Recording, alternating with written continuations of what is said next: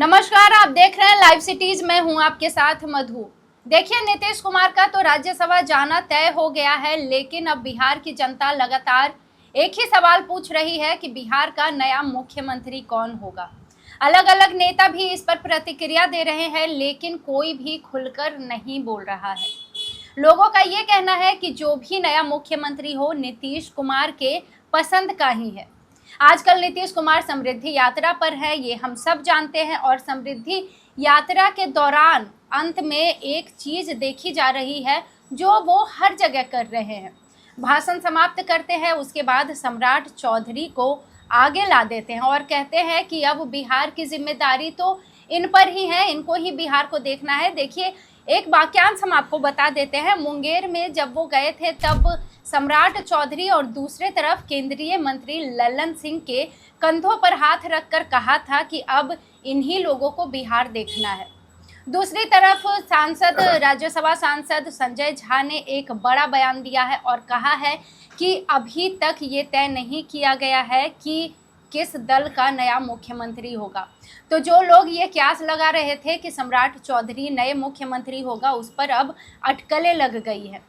तमाम बातचीत करेंगे और अंदर की बात जानेंगे, क्या मुद्दे हैं, क्या चल रहा है, आखिर बिहार की राजनीति कैसी करवट लेने वाली है, सब जानेंगे। और नीतीश कुमार के बाद बिहार में क्या होगा, ये सब तमाम बातों पर बातचीत करने के लिए हमारे साथ मौजूद हैं बिहार के जाने माने वरिष्ठ पत्रकार अरुण कुमार पांडे जी। आपका बहुत बहुत स्वागत है। धन्यवाद आपको भी।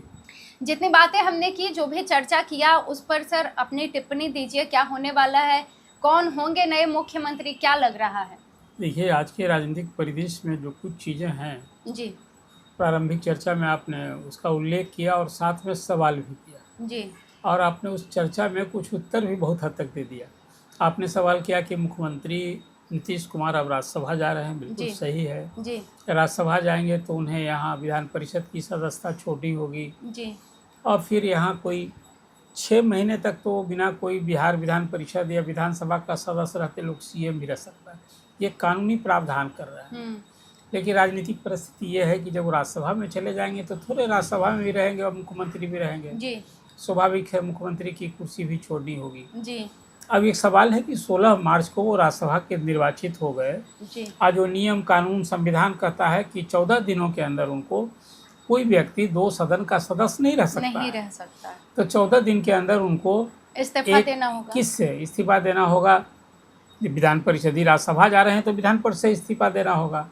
और 14 दिन के अंदर यानी 30 मार्च तक यदि वो इस्तीफा नहीं देंगे तो राज्यसभा से जो निर्वाचित हुए उनका निर्वाचन समाप्त हो जाएगा। मैंने राज्यसभा के लिए जो इलेक्ट मेंबर हैं, हालांकि उनकी सदस्यता शुरू होगी 10 अप्रैल से।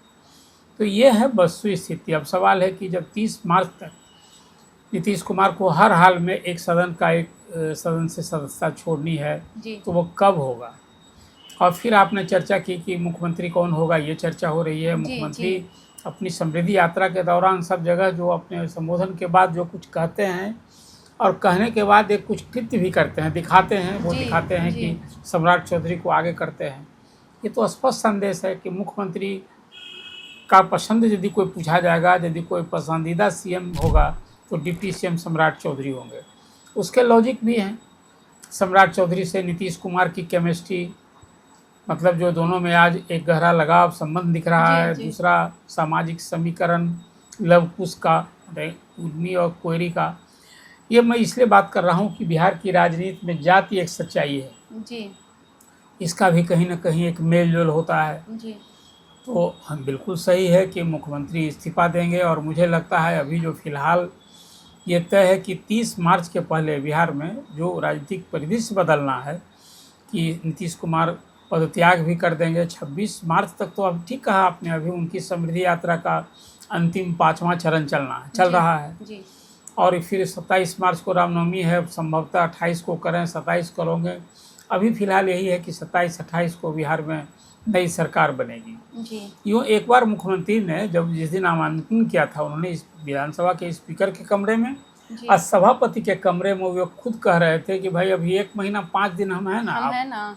तो मतलब है कि 9 अप्रैल तक तो जो अभी वर्तमान सदस्य हैं राज्यसभा के वो अभी हैं, 10 तारीख से खाली होगा। संभवतः इसी को ध्यान में रखकर बोल रहे थे।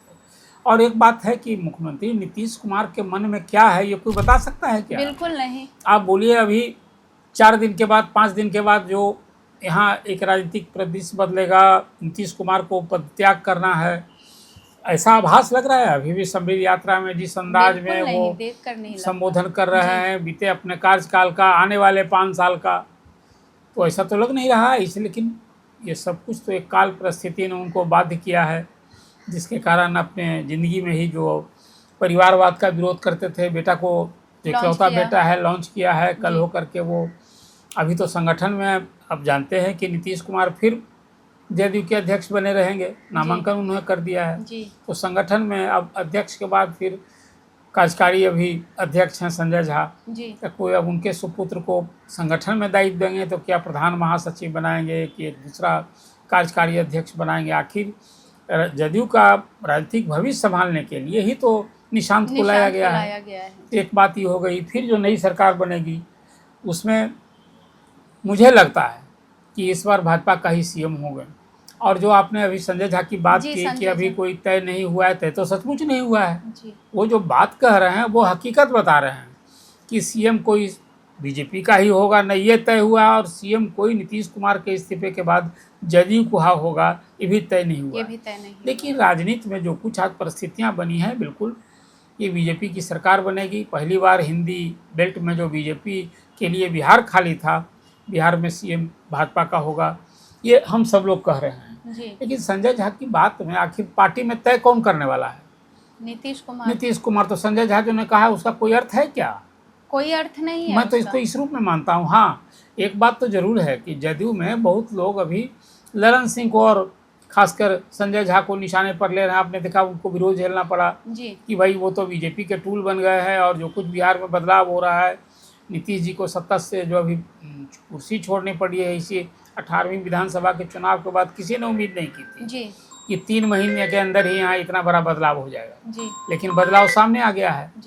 तो ये स्थिति है। इसलिए जो संजय झा जी ने कहा है वो कोई उसका अर्थ तब तक नहीं, उन्होंने हकीकत बयां किया है कि अभी कोई तय नहीं हुआ। तय तो नहीं हुआ है, लेकिन ये सब कुछ अब तो मुझे लगता है कि 30 मार्च के पहले और संभवतः 27-28 को बिहार में जो बड़ा फर्क हो, राजनीतिक परिदृश्य बदलेगा। उस परिदृश्य में फिर आप सवाल करेंगे कि नई सरकार का स्वरूप क्या होगा। अभी तो जब जदयू के सीएम हैं तो 2 डिप्टी सीएम भाजपा के हैं। कल भाजपा के सीएम बन जाएंगे तो 2 डिप्टी सीएम इधर के होंगे, जदयू के खाते में आ जाएगा। उसमें एक निशांत होंगे, दूसरा कौन होगा? आज यदि पिछड़ों की राजनीति बिहार में चल रही है, लालू प्रसाद से जो खासकर शुरू हुआ, अभी तो जगन्नाथ मिश्रा अंतिम कांग्रेसी चीफ मिनिस्टर बने थे ना, उसके बाद लगातार लालू प्रसाद रहे, फिर अभी नीतीश कुमार हैं। तो अभी जो अग्री जाति का सामाजिक समीकरण है, तो नेचुरल यदि एक लव होगा, ये डिप्टी सीएम कुछ होगा, यदि सीएम तो एक अग्री जाति का कोई डिप्टी सीएम होगा। मुझे लगता है कि विजय कुमार चौधरी का नाम सबसे आगे है। ये फिलहाल उप मुख्यमंत्री के रूप में। फिर नई सरकार में अभी तो मंत्रिपरिषद में बिहार में मुख्यमंत्री सहित 36 मंत्री बनाए जा सकते हैं। तो अभी 32 ही मंत्री हैं, तो 6 पद तो खाली थे। अभी मंत्रिमंडल विस्तार होना था। अब विस्तार के पहले अब सरकार ही बदलने जा रही है। मुख्यमंत्री से इस्तीफा, और मुख्यमंत्री के बदलने का मतलब है सरकार का नेता बदल गया। सीएम का इस्तीफा मतलब कैबिनेट भंग। अब जब कैबिनेट भंग हो गया, नई सरकार बन जाएगी, तब तो फिर नए सिरे से फिर देखिए अधिसंख्य मंत्री जो अभी तो 3 ही महीना हुआ है, पुराने चेहरे ही होंगे। लेकिन उसमें कुछ बदलाव होगा। मुझे लगता है कि विजेंद्र प्रसाद यादव जो सबसे वरिष्ठ मंत्री कहलाते हैं, उनकी उम्र के कारण मुझे लगता है कि इस बार शायद नई सरकार में वो या तो खुद जगह नहीं ले या उन पर विचार हो। अशोक चौधरी बड़ा विवाद में रहे थे, ग्रामीण कार्य मंत्री, तो वो उनका भी कुछ विभाग बदले जाएंगे, ये स्वरूप तय है। बड़ा बदलाव होने वाला है बिहार फिर में। वो विभाग अभी गृह मंत्री हैं सम्राट चौधरी। अभी तो 3 ही महीना हुआ है, कुछ करके दिखाना था। तो अब सरकार बदलेगी तो गृह विभाग खुद, यदि सम्राट सीएम हो जाएंगे तो उन्हीं के पास रहेगा। मुझे लगता है कि ये कोई दूसरा होगा। ये भी तो मुझे लगता है मतलब कि गृह विभाग अपने पास रखेंगे, जदयू को नहीं। हाँ, जैसे नीतीश कुमार रखा करते थे। ये कुछ बड़ा बदलाव होगा। लेकिन अभी जो आपने आज चर्चा की उसमें बिहार का राजनीतिक बदलाव अवश्य संभावी है, और मुझे लगता है ये मार्च तक में ही सब कुछ हो जाना चाहिए। जी और बहुत कुछ होगा। देखिए, राजनीति में लोग खरमास की भी बात करते हैं जी जी कि अभी खरमास चल रहा है, तो खरमास में तो बिहार में नीतीश जी किसी को इस्तीफा करा के चुनाव लड़वाए हुए हैं, सब कुछ हो चुका है, विवाह हुआ था। ये सब कुछ खरमास और राजनीति में नियुक्तियों में ये सब थोड़े कुछ चलता है। आज ही जी बिल्कुल। एक स्टेट में मंत्रिमंडल का विस्तार हुआ, खरमास तो है।